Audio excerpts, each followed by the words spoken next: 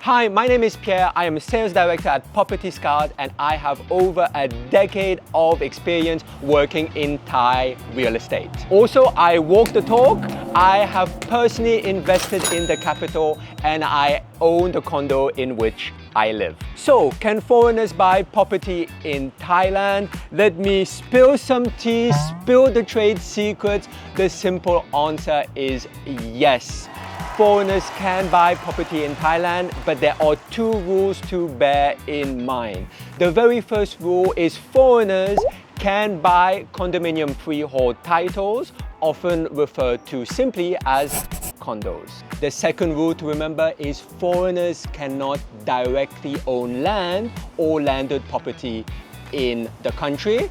Therefore, non-Thais cannot buy beachfront villas, farms, commercial property, townhouses, shop houses in Thailand. You may have noticed I have chosen to stress the word directly because there are indirect ways to control land or landed property. If you stick around to the end of the videos, I will be discussing some of those strategies. So for the very first way to legally own property in Thailand, it is the condominium freehold title, often simply referred to as condos. Foreigners can own condos outright and their name will appear on the title deed. Very simply, it is the ownership of a property unit within a residential building. The ownership of that condo also grants you a proportional share of the common areas of that project, such as the parking space, the pool, the gym, the garden, whatever common areas there are. It also gives you the right to vote at the annual general meeting of that condo for the juristic office management or the building management. Anyone looking to buy a condo or a condominium freehold title should bear in mind two important laws and regulations.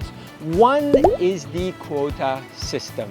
In any condo in Thailand, foreigners can only own up to 49% of the usable area, with Thais owning a minimum of 51% of the usable area. This is a control mechanism which allows Thais to effectively control condominiums in Thailand. It is important to note that a buyer, which is a foreigner of a condo, can sell to a potential Thai buyer, and a Thai owner of a condo can sell to a foreign buyer. The second rule to bear in mind is a document called the Foreign Exchange Transaction Form, or the FET. Very simply, a foreign buyer looking to buy a condo will need to transfer money from overseas in foreign currency. That foreign currency will need to be converted locally by a Thai commercial bank. The receiving Thai commercial bank can then process this document called the FET. What is it? It is very simply a proof of funds, and it is to comply with money laundering regulations. Without this document, the Thai Land Office, where you process sales and transfers of condominiums, will not allow the transfer of the property. Some of you might be thinking, I don't want a condo, I want to buy that dream beachfront villa, I want a house by the mountains, I want to buy my farm in the countryside. So what are the strategies? Number one, the most straightforward way is by buying leasehold. What is a leasehold? It's exclusive rights to the use of a property for a period of time. According to Thai law, the maximum period for a leasehold is 30 years.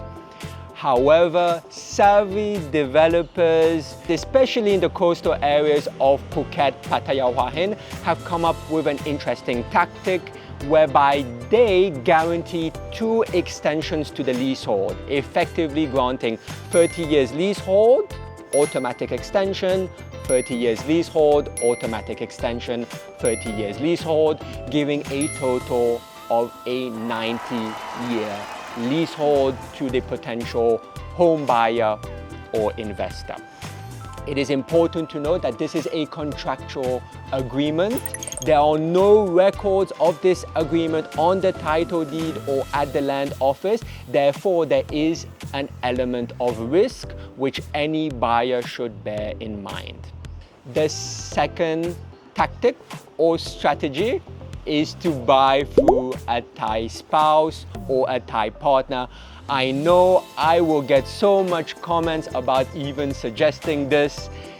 I'm not a relationship expert. However, when it comes to marriage laws in Thailand, any asset that is acquired during a marriage is effectively joint property.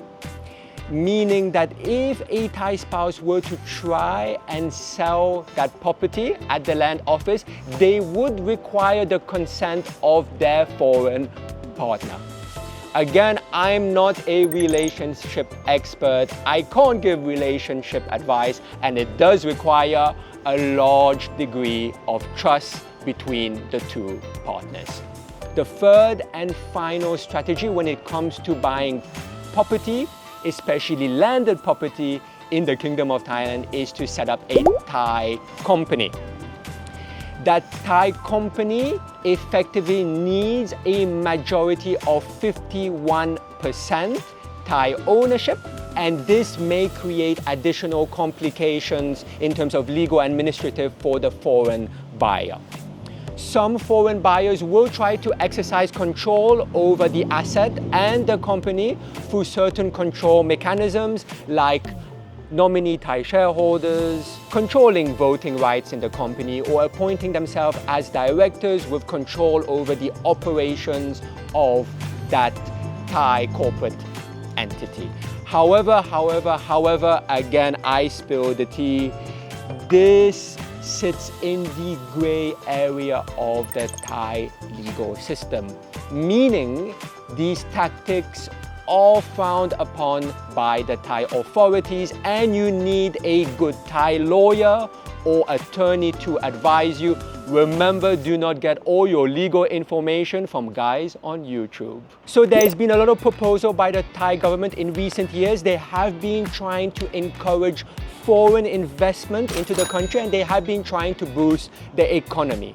The very first proposal that is currently being discussed is to extend the maximum leasehold period from 30 years all the way up to 99 years, effectively granting more peace of mind and security to leaseholders.